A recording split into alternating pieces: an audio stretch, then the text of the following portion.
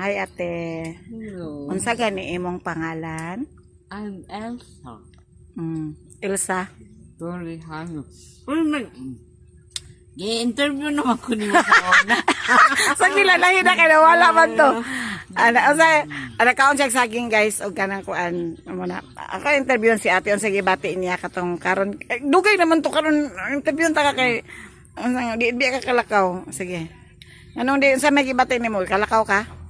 Di pa ko kalakaw pero makatindog na ko, maliyok na nako akong tiil, maliyok na nako akong kamot. Sa una dili jud. Katong ning ani ko diri sa imo katong wala pa ka nakainom sa product nako unsay mo hang kahimtang ato.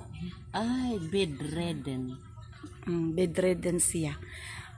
Si ate ko ano nagtudlo ni nag-teach ni siya. Pila na ka years ka ate nagtudlo? 35 years. 35 years niya. Kanus agani ka ate nagsugod og inom sa katong stem cell.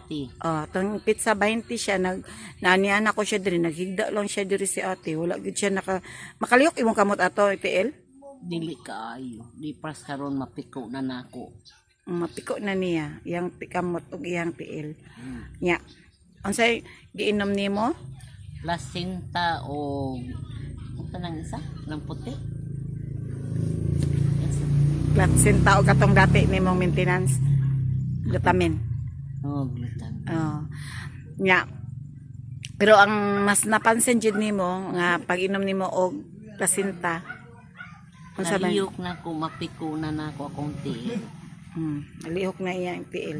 Sa una dili na malihok imong PL no? Dili oy. Jud malihok iyang PL.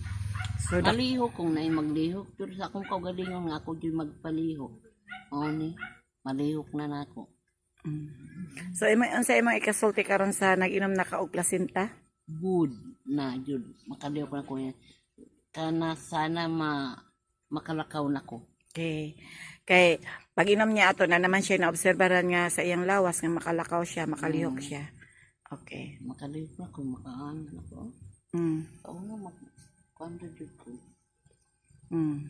Muna si ate. Obi ko panudlay, wako ligo. Gisuroy lang nako ni si ate dire kay gibisita nako kay naluoy ko. Salamat jud. Thank you. You're welcome. Tagaan pa nako si ate og santol kay ganahan man din siya santol. Lagi na mo po sa din niya tuwan.